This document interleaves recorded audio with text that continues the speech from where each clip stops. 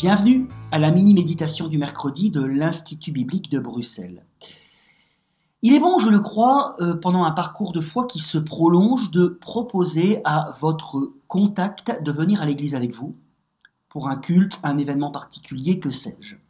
C'est important, je pense, que la personne que vous accompagnez, et particulièrement si elle s'est convertie ou qu'elle est dans un questionnement profond qui laisse espérer par la grâce de Dieu qu'elle se convertira, il est bon qu'elle puisse avoir une première expérience avec la communauté locale.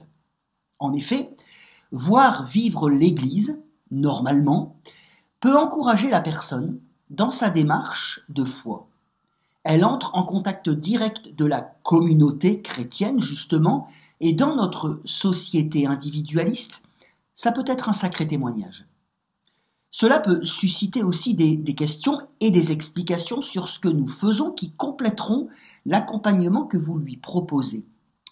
Cette personne peut être aussi interpellée, rappelez-vous ce que Paul dit dans 1 Corinthiens 14, verset 24 et suivant, par l'Esprit de Dieu au travers, notamment de la parole prêchée et chantée au sein du culte.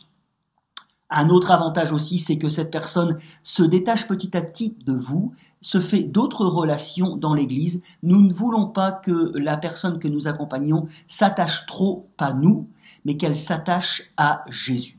Bref, 8e étape qui parcourt la parabole du Fils prodigue en Luc chapitre 15, où nous allons tout d'abord ici demander à la personne de résumer cette histoire comme elle la comprend. Restez dans un premier temps sur la description de l'histoire racontée par Jésus. Puis faites-lui comprendre par les questions que vous trouverez dans la fiche étape numéro 8 que cette parabole, comme toutes les paraboles, a un sens spirituel. Votre auditeur devrait comprendre que Jésus dévoile par cette histoire la condition spirituelle de l'être humain, mort, sans Dieu, et l'accueil du Père Céleste plein de grâce et de joie pour celui qui revient sincèrement à lui, pour celui qui revient à la vie. Verset 24. Si ce n'est pas déjà fait, je prie que la personne que vous accompagnez prenne conscience, au travers de cette parabole, ce que veut dire une vie sans Dieu. Prenne conscience des conséquences du péché, mais aussi du pardon accordé gratuitement par le Père Céleste pour celui ou pour celle qui se repent et revient humblement à lui par la foi. Nous le comprenons dans cet évangile, la foi en Jésus.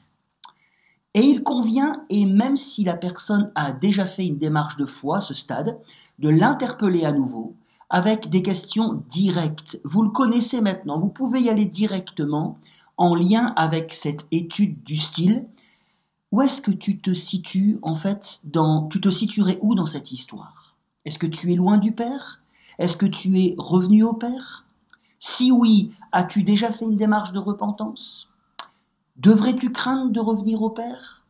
Que dois-tu faire comme démarche pour revenir au Père Céleste?